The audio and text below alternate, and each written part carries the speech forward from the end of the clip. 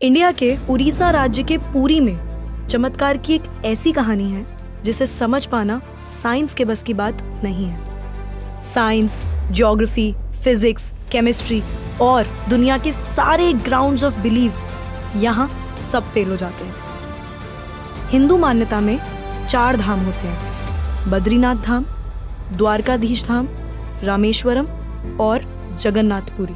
और ये कहानी है जगन्नाथपुरी की, जहाँ पे आज भी श्री कृष्ण का वास्तविक दिल धड़कता है। इस मंदिर के कुछ ऐसे रहस्य हैं जिनके बारे में सुनकर किसी के भी होश उड़ जाएंगे।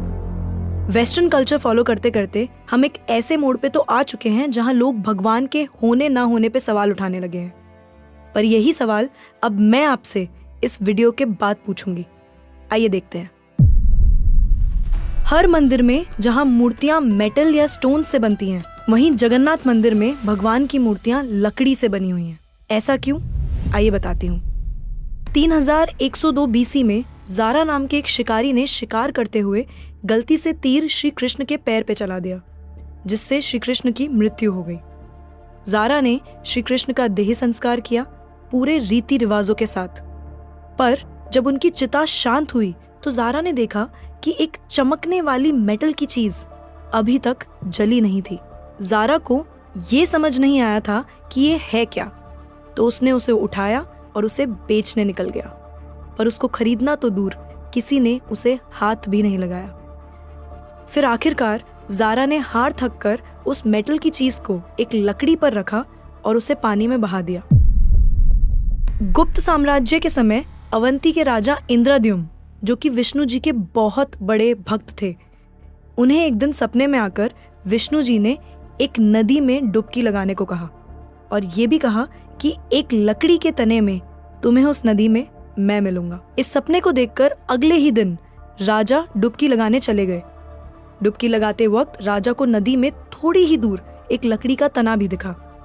बिना देर किए राजा तने तक पहुंचे और उस तने को महल में ले आए। फिर राजा ने कुछ बहुत नामी काश्तकारों को बुलाया, पर उनमें से कोई भी उस लकड़ी से एक मूर्ति नहीं बना पाया। कई दिन बीत जाने के बाद एक काश्तकार महल में आया और उसने राजा से कहा कि ये मूर्ति मैं बनाऊंगा, पर मेरी एक शर्त है। राजा ने काश्तकार से उसकी शर्त पूछी, क्योंकि राजा किसी भी शर्त को मानने के लिए तैयार थे। तो काश्तकार ने कहा कि ये मूर्ति बनाने के लिए मुझे पूरे 21 दिन का समय चाहिए और मैं चाहता हूँ कि 21 दिन से पहले ना तो कोई मुझसे बात करे, ना मिले और ना ही मेरे किसी भी काम में विलंब डाले। राजा ने खुशी खुशी ये शर्त मंजूर कर ली। मूर्ति बनाने का काम शुरू हुआ। रोज मूर्ति बनने की आवाजें भी आती थी, पर धीरे धीरे वो आवाजें बंद हो गई। अवंती की रानी को लगा कि शायद भूख प्यास से काश्तकार मर चुका है, इसीलिए उन्होंने जहाँ मूर्ति का काम चल रहा था उस कमरे के दरवाजे को खुलवाने की जिद की और राजा को उनकी बात माननी पड़ी। जैसे ही दरवाजा खुला तो उन्होंने ये देखा कि वहाँ कोई काश्तकार था ही नहीं। सिर्फ और सिर्फ 3 मूर्तियां थी: भगवान जगन्नाथ, उनके भाई बालभद्र और उनकी बहन सुभद्रा।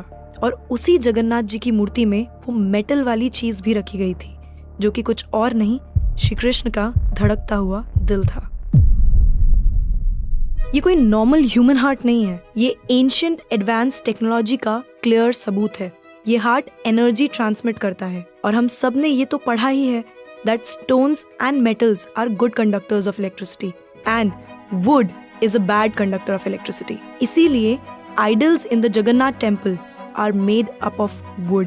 सिर्फ यही नहीं, हर 12 साल में एक बार भगवान की नई मूर्ति स्थापित की जाती है और भगवान के दिल को उस मूर्ति में शिफ्ट किया जाता है। ये किया इसलिए जाता है क्योंकि जो energy transmitting device, if we talk scientifically, उस मूर्ति में होता है, वो इतनी एनर्जी ट्रांसमिट करता है that the wood gets depleted with time और इसीलिए उसे बदलने की जरूरत होती है। पर इसे बदलने का प्रोसेस भी इसी की तरह बहुत इंटरेस्टिंग है। हर 12 साल में एक दिन ऐसा होता है जिस दिन मंदिर में किसी को एंट्री नहीं मिलती। पूरी शहर की बिजली काट दी जाती है।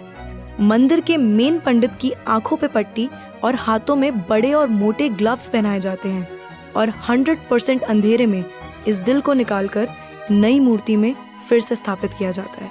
जिन पंडितों ने इतिहास में ये सेरेमनी करी है, उनका कहना है कि उन्होंने देखा तो कभी नहीं, पर इस चीज को, जिसे हम ब्रह्म पदार्थ भी बोलते हैं, इसे हाथों में पकड़ने पे ऐसा लगता है जैसे जिंदा खरगोश पकड़ लिया हो।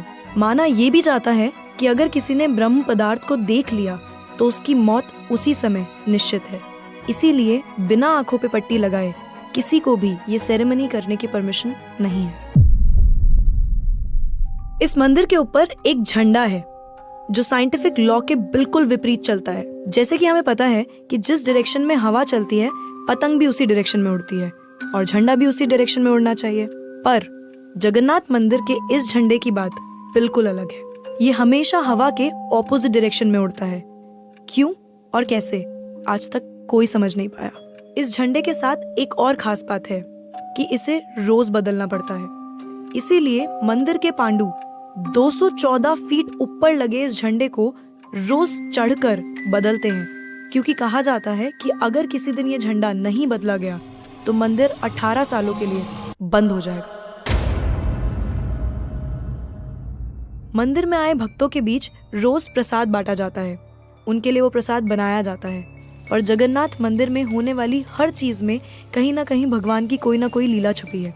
मंदिर में रोज 500 लोगों के लिए प्रसाद बनता है और कभी कभी भक्तों की संख्या हजारों में भी चली जाती है। पर जगन्नाथ मंदिर में भक्तों के लिए प्रसाद कभी कम नहीं पड़ा। दिन भर मंदिर में प्रसाद बांटा जाता है, पर कहते हैं कि आज तक इस मंदिर में एक भी दाना प्रसाद ना कम पड़ा है और ना ही व्यर्थ गया है। पर ऐसा एस्टिमेशन इंसानों के लिए करना तो बहुत ही मुश्किल है। और ये बात यहीं खत्म नहीं होती। प्रसाद बंटने की मिस्ट्री तो है ही, उससे बड़ी मिस्ट्री है प्रसाद बनाने की। लकड़ी की आग पे 7 मिट्टी के बर्तनों को एक के ऊपर एक रखकर प्रसाद बनाया जाता है। साइंस और लॉजिक्स कहते हैं कि सबसे पहले सबसे नीचे वाले बर्तन का प्रसाद पकना चाहिए। पर पुरी के जगन्नाथ मंदिर में साइंस और लॉजिक्स नहीं चलते। इन 7 बर्तनों में सबसे पहले सबसे ऊपर रखे जाने वाले बर्तन का प्रसाद पकता है, फिर उससे नीचे वाले बर्तन का, और ऐसे ही सबसे नीचे रखे बर्तन का प्रसाद सबसे आखिरी में पक के तैयार होता है। हाँ, मुझे पता है आपको भी अभी कुछ नहीं समझ आ रहा होगा। इसे आज तक कोई नहीं समझ पाया। इस मंदिर की खूबसूरती शब्दों में नहीं बताई जा सकती। इतना बड़ा मंदिर इतने सालों पहले बिना किसी टेक्नोलॉजी के कैसे बनाया होगा। पर क्या आपको पता है 214 फीट के इस मंदिर की डोम की परछाई आज तक कभी बनी ही नहीं। Are you shocked?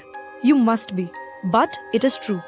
Jagannath Puri temple के डोम्स की शैडो बनती ही नहीं है कभी भी, at any time of the day. और हमारी फेवरेट साइंस इस बात का भी लॉजिक नहीं ढूंढ पाई। The mystery is not over here. जैसा कि हमें पता है कि कुछ buildings, architectures and areas no fly zones होते हैं, मतलब वहाँ ड्रोन्स, एयरप्लेन्स या कोई भी मैन मेड फ्लाइंग ऑब्जेक्ट पहुंचाने की या उड़ाने की परमिशन नहीं है।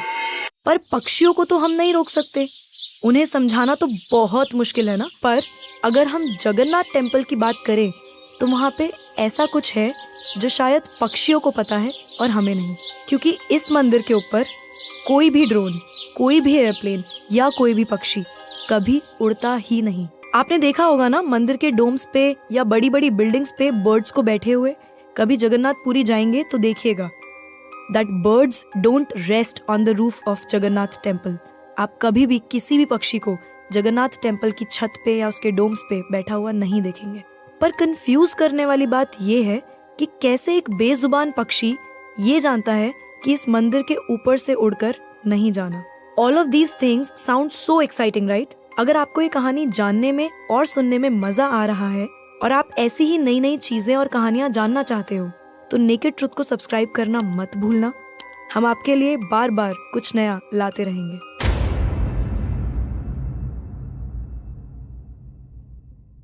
आइए फिर से चलते हैं जगन्नाथ मंदिर की मिस्ट्रीज की तरफ। सुदर्शन चक्र, ये नाम तो आपने सुना ही होगा। सुदर्शन चक्र भगवान विष्णु का अस्त्र है। ये अधर्म का विनाश करता है।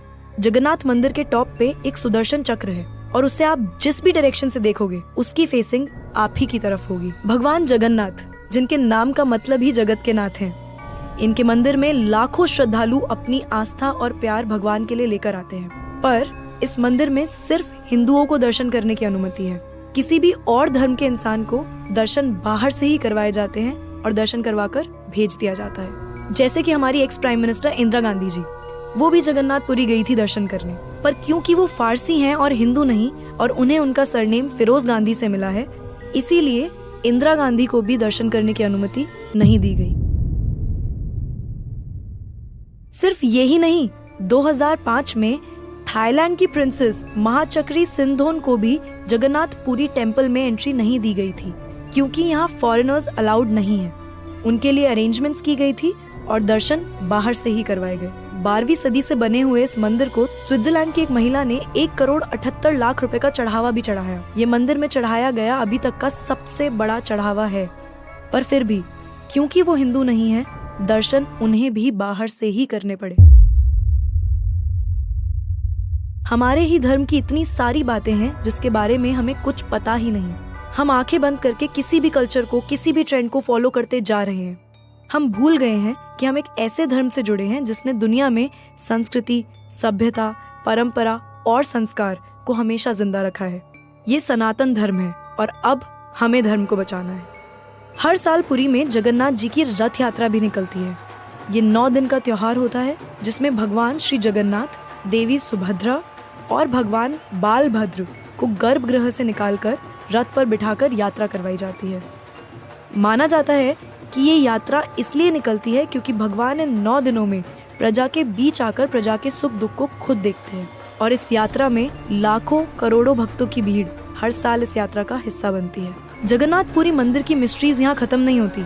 और भी बहुत सारी कहानियां हैं जो हम नहीं जानते, जैसे कि हर साल भगवान 15 दिन के लिए बीमार पड़ते हैं और भक्तों के लिए मंदिर में दर्शन बंद कर दिए जाते हैं। पर बहुत कम लोग जानते हैं कि ऐसा क्यों होता है। तो हमारे डिस्क्रिप्शन बॉक्स में एक लिंक है एक डिटेल्ड ब्लॉग का, उसे पढ़ना मत भूलना। वी होप आपको ये वीडियो देखकर अच्छा लगा होगा। तो अब मैं आपसे पूछना चाहती हूँ, आपको क्या लगता है, भगवान सच में होते हैं